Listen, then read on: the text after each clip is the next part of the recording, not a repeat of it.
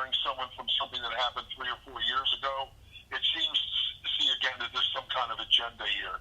But when you have a coach that's doing these kinds of things, obviously in the minor leagues, these guys are kind of really at the mercy of the coach because their ability to make it to, in this case, the NHL. I guess you're forced to just bite your tongue a little bit whether you like it or not, even though you feel offended by what, in this case, Bill Peters said. I worked in an environment for 10 years where I was offended 5 or 10 times a day. I won't even get into it. Okay, you just have to have thick skin. Okay, and you can't be sitting there crying all the time and putting things out on social media.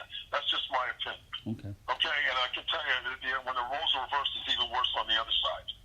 Okay. All right, so we're just going through a time right now where we're so far to the left right now that we can't even carry on a conversation. And we'll get the thing back to the middle again. But I just think that again that was a little harsh. But the blowback, and it affects money. They terminate you. True. All right, now we'll go on to where Mike Babcock, the former coach of the Detroit Red Wings, has been basically accused by a former player for bullying.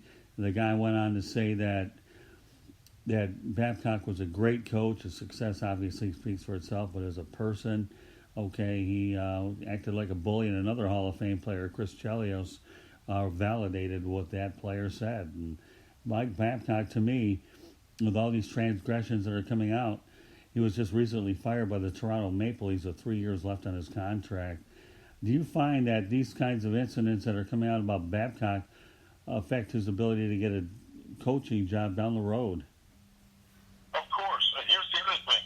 If it was that egregious and you were that offended a couple of years ago, why didn't you say something then? This is what I'm talking about. This after the effect, it just seems like this is a little disrespectful to the game. All right, and I just think it's a complete overreaction. Okay, and I just think it's being dealt with in the wrong way. There's all kinds of things. First of all, this doesn't need to be made public. That's the first thing. Why does it need to be made public? Because of a political agenda. All right, you call both parties into the room, keep it in house. All right, and have some kind of discipline and leave it at that. So this isn't anything about coaching. This is about political agendas. And you're going to see what I'm talking about in a minute. And quite frankly, a lot of us that have been around a long time, have been in locker rooms for a long, long time, and have played with ball players from every different race that there is. Okay, sports is the one place where there isn't racism.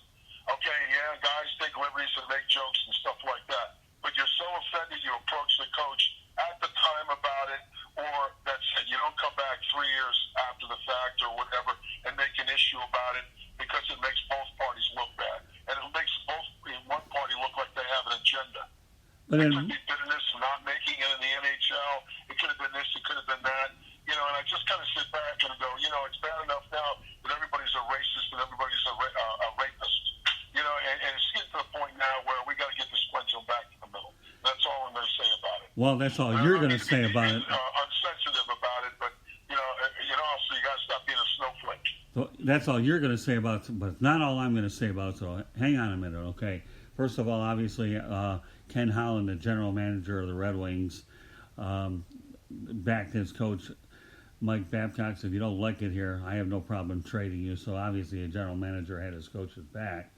And the reality is I got to know Mike Babcock too. He's a heck of a coach. But yet I know that with his recent firing with Toronto, if you see this happening twice and now you hear about it, then you kind of wonder about it. I know one situation, Bill, that I know that cost another guy an opportunity to ever get a head coaching job was Jim Levitt's dismissal at the University of South Florida, my alma mater. And, of course, Jim went on to become an assistant in the NFL, and he's kept his coaching career alive, but he never stepped foot on a college field as a head coach after what happened at USF. So, and, of course, if I want to take this coaching problem back, we can talk about Latrell Sprewell when he grabbed the neck of P.J. Carlesimo. So at some point or another, you got to wonder how much of these players are going to take, how much of these coaches are going to push the buttons until you really piss somebody off to a point where, these things become a bit more drastic than they are. I'm going to say is if you have a good locker room, okay, players should feel comfortable. All right, if something's offended, you go see your coach, and you say, Coach, listen, I love you to death, but that comment that you made, it upset me. Okay, or you have a designated person on your team that you can go to, that talks about, player relationships, so that guy can go talk to the coach. Okay. That's how it's done. Not putting it out there on social media. Right. Okay, to me that's just absolute nonsense, and it makes, and that's where I draw the line. And here's what I'm going to say. In all of these things that's gone on, from Colin Kaepernick, which I'd like to talk about in a minute, because I come in some intel on that with some people that I spoke with this afternoon. There's just a better way to handle all this stuff. Okay? This business about firing people, all right, all this does is make people afraid to work, to do their jobs. And some of these people are doing it for livelihoods. They've done it for a long, long time, either as an announcer or a coach. And now they're being punished for something that happened a couple of years ago, and I just think that's wrong. Now, what that does is that the guys coming up behind are afraid to speak. They're afraid to coach. And then what happens is you don't have a program. Okay, and I'm going to put you this, and I just, we can talk about some other incidences right now, but we'll talk about this one right now. That's how I feel about it. I just think the way they're going about doing this is wrong. I think the politicizing a lot of things. I think politics needs to stay out of sports. Right. Period. No argument there. People like to watch sports, okay, and they want to be taken away from all this stuff, and they don't need to be reminded of it. All right, by this, what I call social media and overreaction to a lot of things. And you know that the guy isn't a racist. You just know it. I mean, you can't be a coach for that long, okay, and be that successful as a coach, all right, and then say one wrong word, okay. I think was it last week somebody said something about you guys or whatever instead of immigrants or whatever, and he got fired for that. It's a little ridiculous. Right. That's right up there with a woman sitting on television claiming about being raped and there was no penetration, she was never touched. And then, I was watching an interview on CNN, and that to me is crossing the line. Right. Okay? And that individual you're talking about. And I'm seeing a lot of this, and as a school teacher, as a retired player, and I've been in a lot of these environments, okay, I'm starting to see that it's being counterproductive. Right, and the individual you're talking about obviously is Don Cherry, so just want to make sure we get the name out there. Okay. All right, now I want to just take a sidebar here. I didn't even know this went on. I was talking to a buddy of mine today. Do you know what happened at the Harvard-Yale football game last week? No. While Yale was you'll love this one. Okay, at halftime, 500 people come out of the stands and are in the middle of the field protesting climate change. And Yale is, and now to me, that is just what we're talking about. It is the wrong platform to go out and talk about climate change.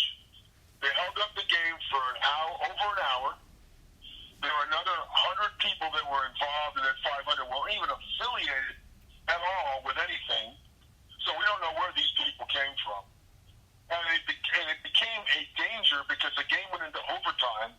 Yale wound up winning, but you could barely see the football while they were playing because Yale doesn't have any lights at the stadium. Now, this is disrespectful to the game. All right, and I'm going to tell you what I think. And I'm summarizing what a Yale alum said that was 68 years old. They were sitting in his stands with his son who played football at Yale. There is a complete lack of common sense by the young generation. It's all about themselves, okay, and that's it. And like I said before, when you keep that pendulum in the middle, there's a concept of team. Everyone gives up themselves for the good of the team. Okay, you'll see really good organizations that make that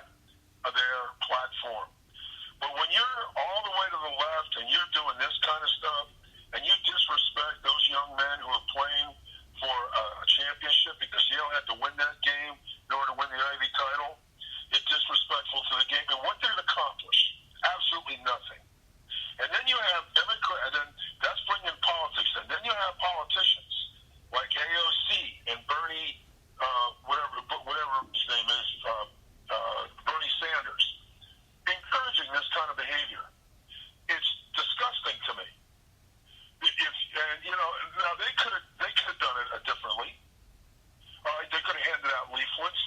They could have stood outside. They could have gone out and quietly protested. Watch the video on it. One of these days, somebody's going to get hurt doing this kind of stuff. And I just feel it was arrogant. I felt it was disrespectful to the game and the universities. The universities are embarrassing.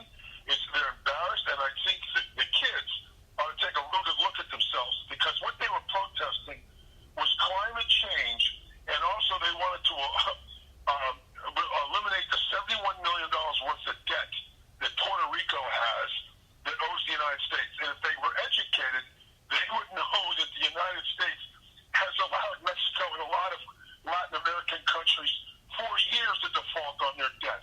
So they don't even know what they're talking about, and they're doing this stuff. And, this is what I'm talking about. Be quiet, be educated, lead by example, intelligent communication, and if you're going to protest, do it in the right platform, and don't disrespect everyone else. Okay. Well said. All right, let's talk about our next subject, Bill. America's Got Talent. Dwayne Wade's wife, Gabrielle Union. What are your thoughts about that? Well, I got to be honest with you. I love Gabrielle. I actually watched her in a movie on BET, and she's an awesome actress. I have no idea what's going on in the set, but this is another thing that doesn't need to be publicized in social media. It might affect her career moving forward. And she probably has a good point. She was on America's Got Talent. Her contract did not get renewed.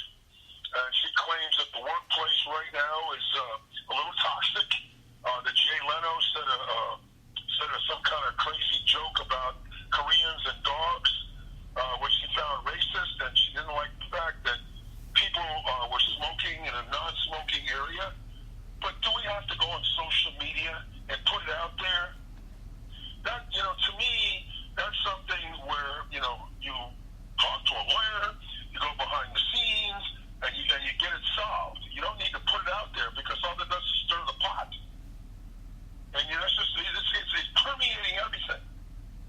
Okay, and, we just get to the point where, hey, I still love her movies, and I think she's a great actress, and really enjoyed her work. But, when I see that, it's disrespectful to her, it's disrespectful to the show, because of the platform they chose to do it in.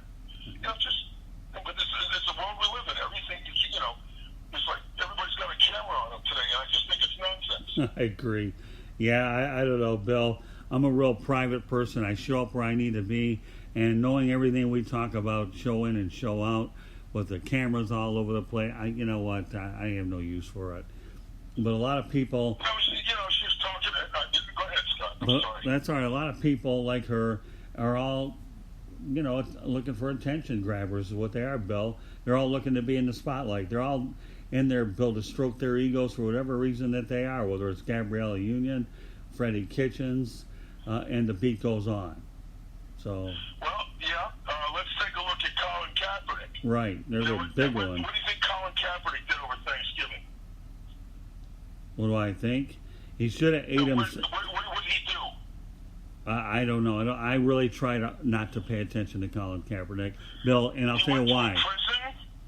He went to a prison. Okay.